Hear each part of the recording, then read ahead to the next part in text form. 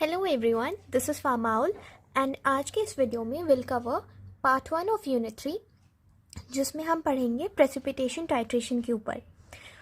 तो इसमें जो क्वेश्चंस बनकर आएंगे वो आएंगे what is precipitation titration, explain Mohr's method, Volhard method, Fajans method और explain any one method of precipitation titration and how will you estimate sodium chloride.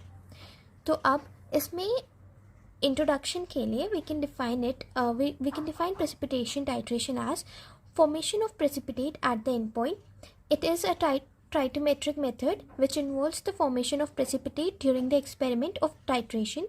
The titrant reacts with analyte and forms insoluble substances. Precipitation titration में, as the name suggests, conical flask में when you add two chemicals तो as a result नीचे precipitate बनकर आ जाएगा। Generally हम silver nitrate का example लेके सारे प्रेसिपिटेशन टाइट्रेशन को एक्सप्लेन करते हैं and in this case also we'll do the same. Now precipitation titration के टाइप्स क्या क्या हैं? Precipitation titration is also called argentometric titration because of silver nitrate involved in this. There are 3 types of precipitation titration: Mohr's method, Volhard method and Fajans method. मैंने Mohr's method को stamp के way में show करने की कोशिश की है, that means मोहर लगाना। वॉलहर्ड मेथड को wall and plus hard and Fajans method are last one. इस प्रेसिपिटेशन टाइट्रेशन का एप्लीकेशन क्या क्या हो सकता है? हमारे पीने वाले पानी में कितने परसेंटेज में क्लोराइड है, we can determine that. And also we have 2 kind of electrodes in when we do conductometry और potentiometry, हम 2 इंडिकेटर यूज़ करते हैं, एक होता है स्टैंडर्ड इलेक्ट्रोड और एक होता है इंडिकेटर इलेक्ट्रोड। तो इंडिकेटर इलेक्ट्रोड का कितना पोटेंशियल हो सकता है हम वो मेजर करते हैं प्रेसिपिटेशन टाइट्रेशन की हेल्प से।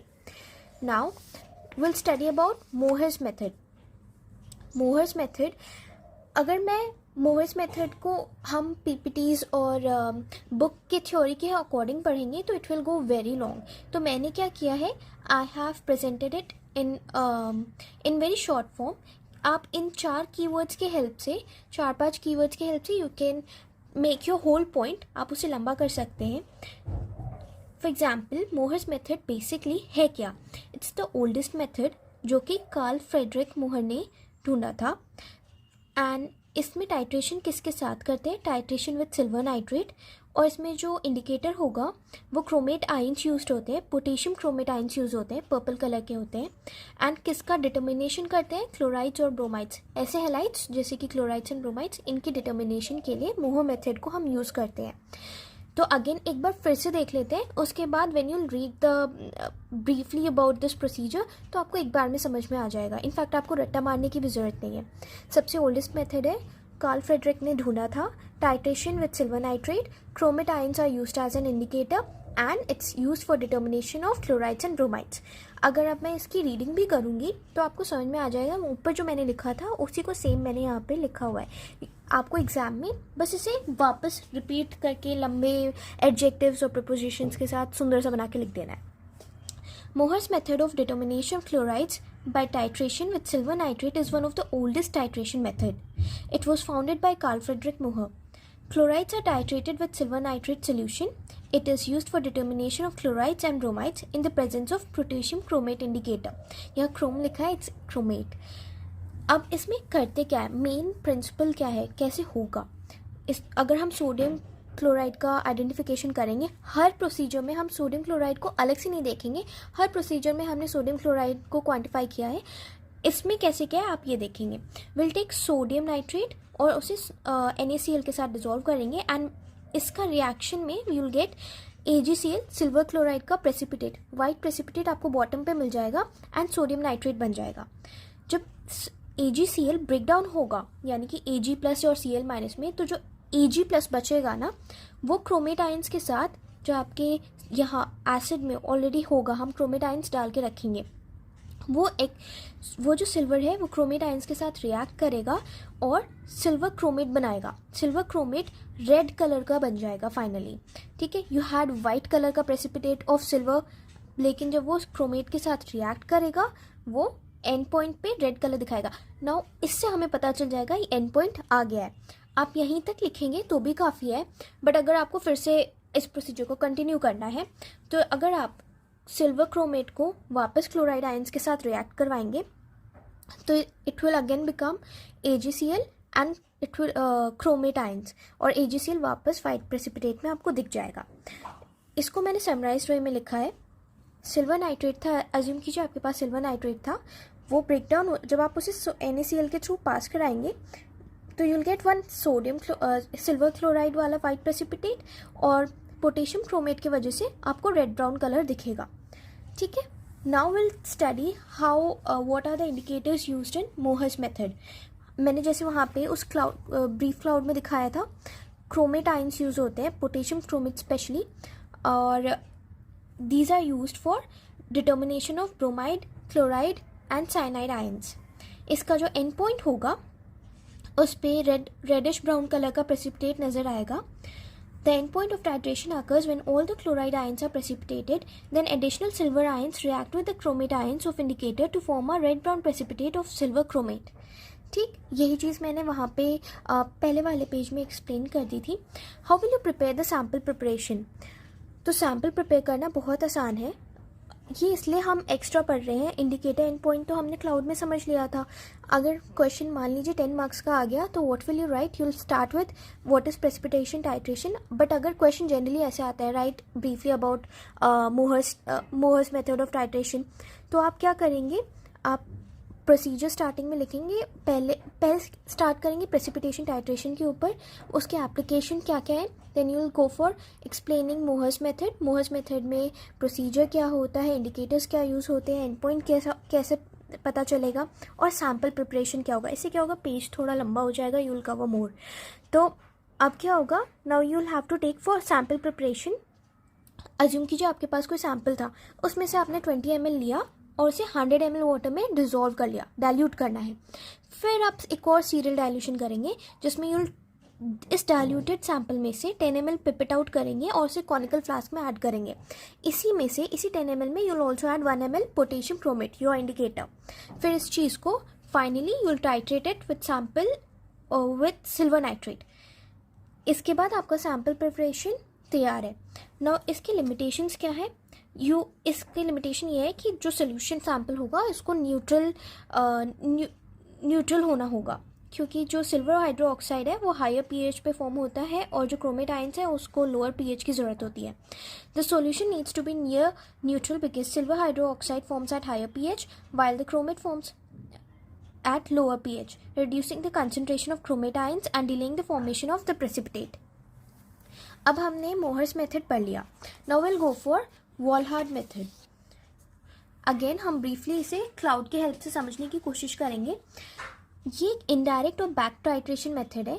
इसके 2 और नाम है, दैट इज इनडायरेक्ट और बैक टाइट्रेशन। और इसे स्टैंडर्डाइजेशन के लिए you need nitrate, silver nitrate, and it is titrated with the help of potassium or ammonium thiocyanate, and the indicator that is used over here is ferric ion, and it is used for the determination of chloride ions। once again हम इस cloud को फिर से समझने की कोशिश करते हैं। इसके 2 और नाम है, बैक टाइट्रेशन या इनडायरेक्ट टाइट्रेशन। इसमें जो स्टैंडर्ड सोल्यूशन यूज़ होगा that will be silver nitrate, and इसके लिए इसको टाइट्रेट किसके साथ करेंगे, पोटेशियम या अमोनियम थायोसाइनेट के साथ। इंडिकेटर के तौर पे will use ferric ion and it is use for the determination of chloride ion. खत्म। एक्जैक्टली सेम मैंने यहाँ पे लिखा है। यू कैन सी ये बहुत लंबा है और थोड़ा अजीब सा लग रहा है, पढ़ने में बहुत बोरिंग होगा। मैं सिर्फ पढ़ दे रही हूँ, इफ़ यू वांट आप नोट्स में लिख सकते हैं, वरना ये जो क्लाउड बना हुआ है उसी के बेसिस पे आप अपने सारा पैराग्राफ कंस्ट्रक्ट कर सकते हैं। वॉलहार्ड method is an indirect or back titration method in which an excess of standard solution of silver nitrate is added to a chloride containing sample solution. The excess silver is then back titrated using a standardized solution of potassium or ammonium thiocyanate with ferric ions as an indicator. The term excess is used as the moles of silver nitrate added are known to exceed the moles of sodium chloride present. The indicator ferric ion is then added and solution is titrated with potassium thiocyanate solution। अब इसका reaction जो होता है वो समझने लायक है। It's very simple. आपने silver nitrate लिया, उसे अमोनियम थायोसाइनेट, हमने जो यहाँ मेंशन किया था क्लाउड में अमोनियम थायोसाइनेट, उसके साथ आपको टाइट्रेट करना है। तो इसका रिएक्शन ये निकल के आएगा, सिल्वर नाइट्रेट जब अमोनियम थायोसाइनेट के साथ फेरिक एल्म के प्रेजेंस में रिएक्ट करेगा तो you will gate precipitate of silver thiocyanate, ठीक है, एंड अमोनियम नाइट्रेट रेसिड्यू बन जाएगा। बट हमें इसके स्टेप्स के बारे में भी थोड़ा सा पता होना चाहिए। सेम जो हमने रिएक्शन पढ़ा वही स्टेप्स है, उसी को आप एक एक करके लिख सकते हैं। Analyte is treated with excess silver nitrate, एक एनालाइट होगा वो सिल्वर के साथ रिएक्ट करेगा, सिल्वर नाइट्रेट लिखा है लेकिन सिल्वर नाइट्रेट जब ब्रेक डाउन हो जाएगा उसमें से जो Ag+ निकल के आएगा will reacted with that. The unreacted silver ions are titrated with a standard solution of thiocyanate ions using ferric as indicator. यहाँ सिल्वर को थायोसाइनेट के साथ रिएक्ट किया तो you will get silver thiocyanate. जो first light excess of thiocyanate ions give red colour for ferric thiocyanate. तो जो इसका रिएक्शन में एंड पॉइंट में क्या आएगा, आपको रेड कलर नज़र आएगा। लेकिन इसके कुछ कंडीशंस हैं, इम्पॉर्टेंट नहीं है, इनफैक्ट बस 1-2 लिख लीजिए काफ़ी है। The titration should be performed in acidic medium to prevent the precipitation of iron as hydrated oxide. The indicator concentration should not be more than 0.2 moles. In case of iodine, indicator should not be added until all the iodine is precipitated.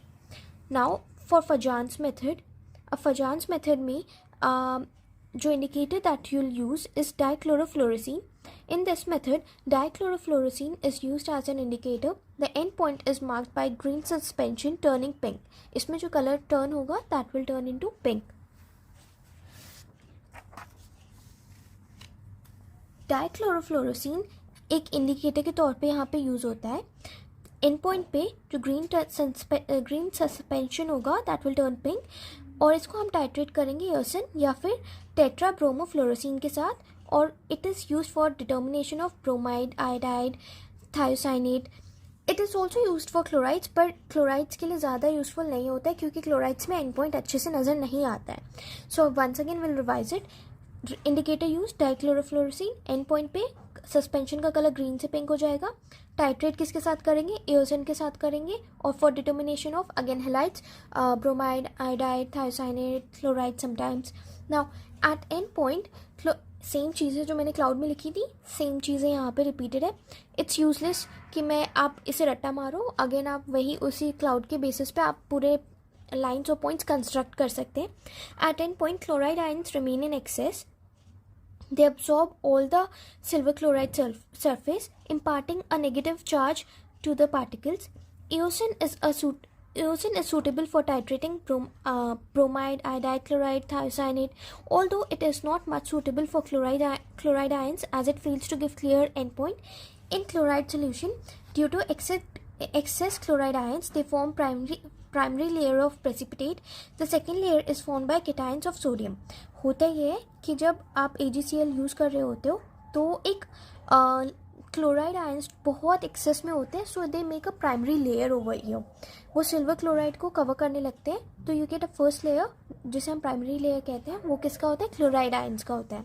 And उसके ऊपर sodium की एक और secondary layer बन जाती है। तो जो फ्लोरोसिन होता है वो किस पे रिएक्ट करेगी, इस पे सोडियम पे रिएक्ट करेगी।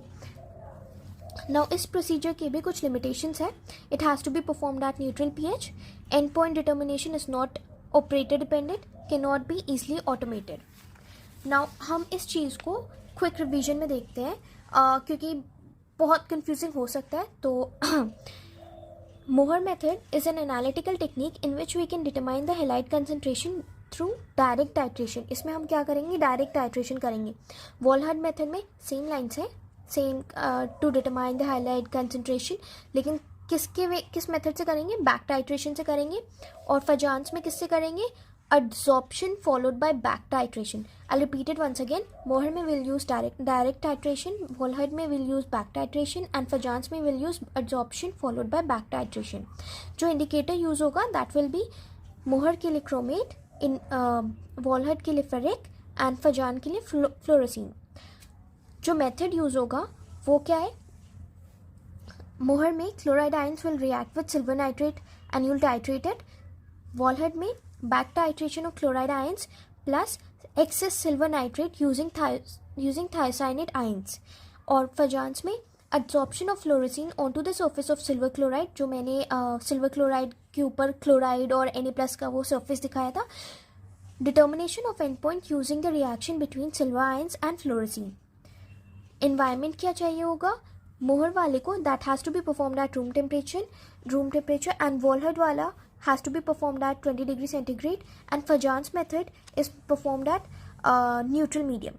So over here our unit 3 ka first part is also completed. I'll very soon come back with the second part. Till then, bye bye and happy learning.